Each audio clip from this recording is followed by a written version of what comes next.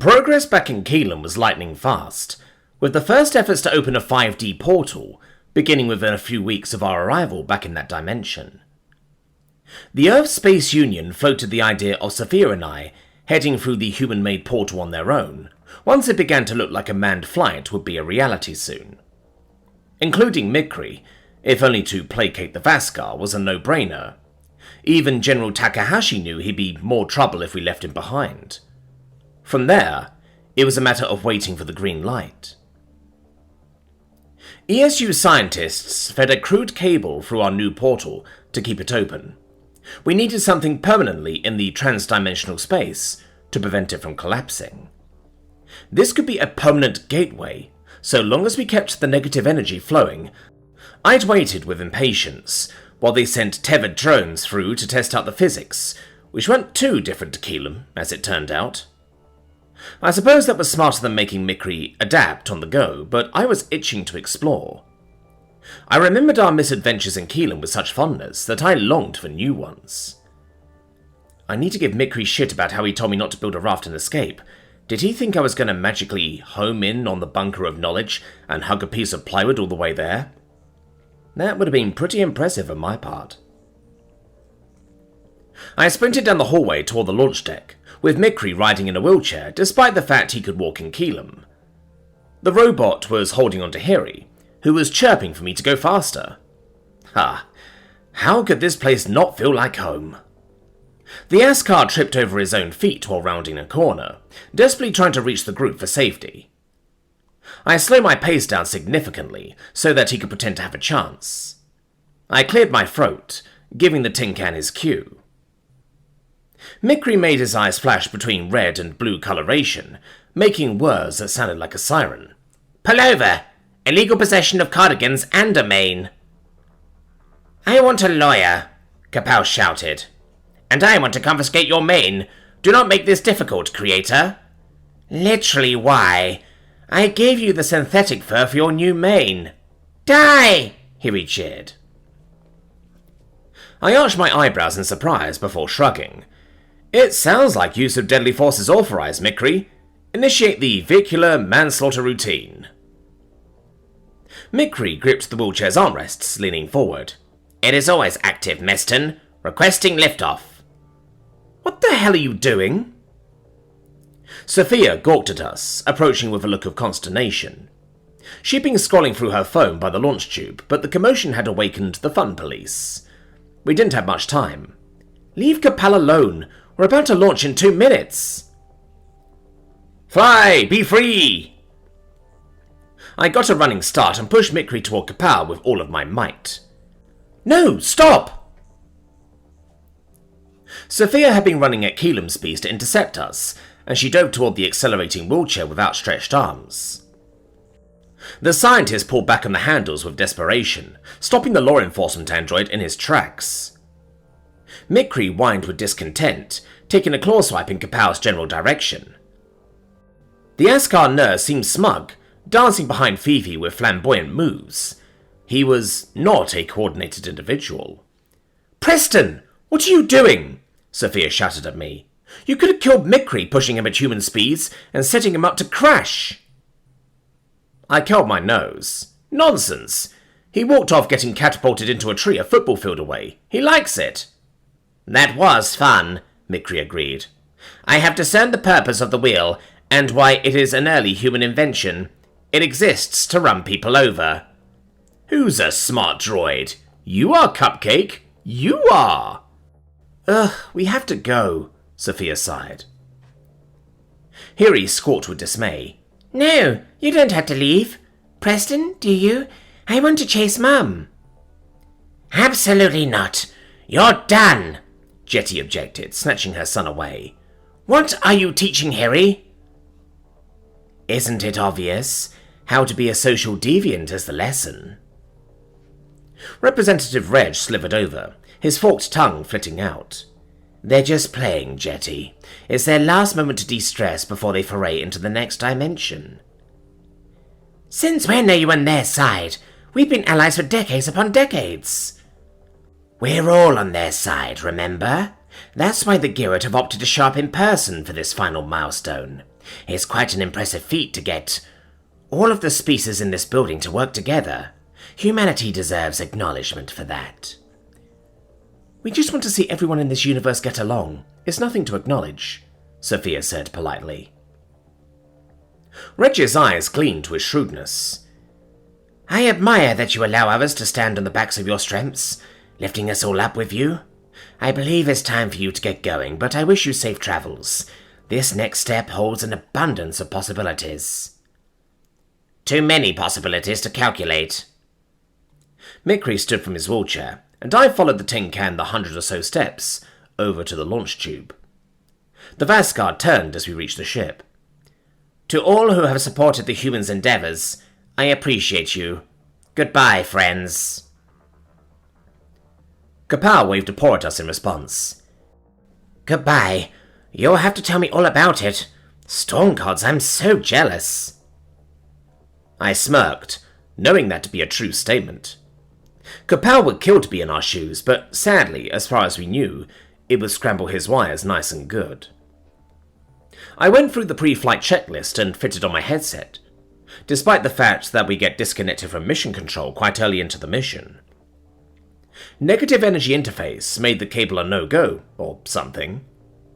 Sophia and Mikri strapped in their harnesses, with the android taking the co-pilot's chair this time around. There was no way to guess what the next dimension held, but I was ready to find out.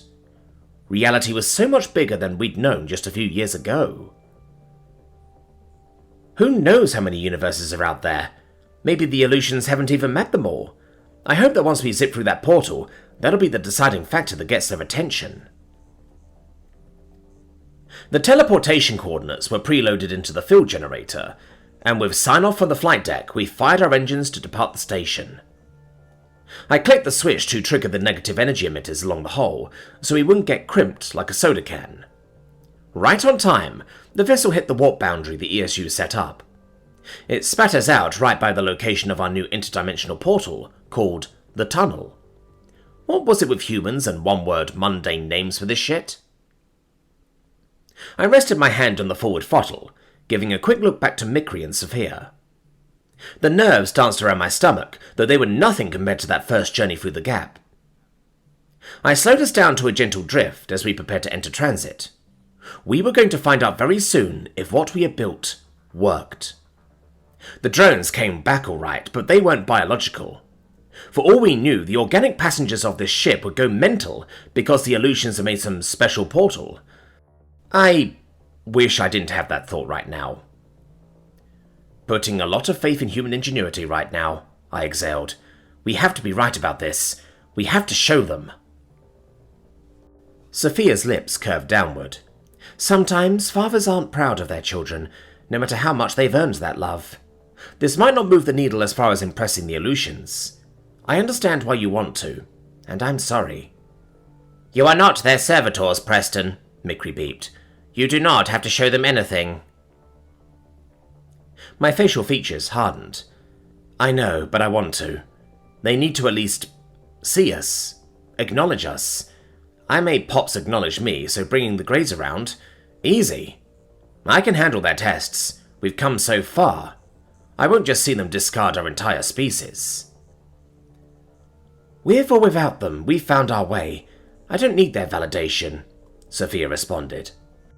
I'm here to see what humanity can discover for ourselves and the people we love. That's what matters. Reasons aside, both of us agree that we'll never stop. So what do you say we pop on over to the other side and see what's over there? I'd say I was born ready. Let's go. I happily complied with that request, a fiery determination smouldering within my chest. Our vessel cleared the threshold into the head-hurting space, though I was ready for the sensory overload this time. I crossed the gap enough times to know what to expect.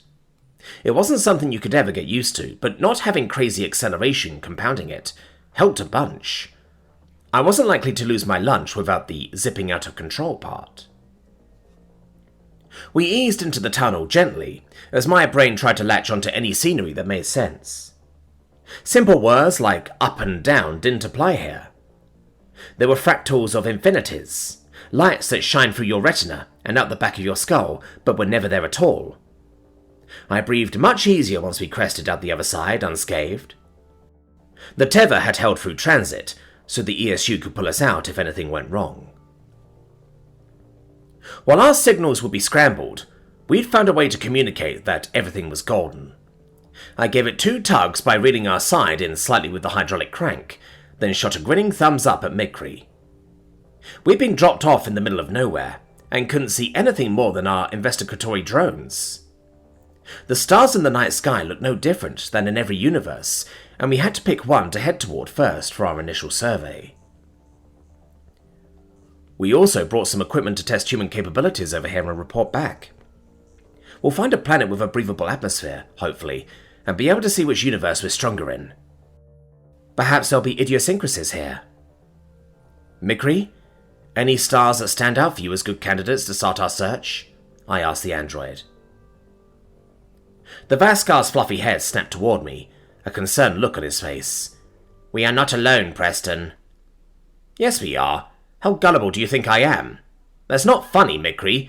Even I know there's a time and a place for pranks. I am not joking. I can sense microscopic disturbances, staggering quantities entering the ship. That is not good. Preston, go back to Keelam now. Shit. He sounds kinda serious. I blinked in confusion, but changed gears to try to back the ship up. Okay, calm down. I'm making a strategic retreat, alright? Just talk to me. Microscopic disturbances? Sophia echoed. Like when the Aleutians sent their "do not seek us" messenger? My eyes widened in realization and my grin returned. We passed their test. They're seeking us. I knew it. Hello there. Mikri whirred with insistence. The nanobots are assaulting key systems. They are not taking actions consistent with a reciprocity of friendly intentions. Please, listen. Turn back. Yeah, I'm going. Mostly because all of Keelam needs to hear this. I pulled the lever to backpedal, but before I could reverse our ship into the portal, the engine shut down. The Aleutians had rendered our ship dead in the water, and its controls non-responsive. My nonplussed demeanor faltered, as I couldn't find a way to spin that as an encouraging sign. Mikri wore a look of utter dismay.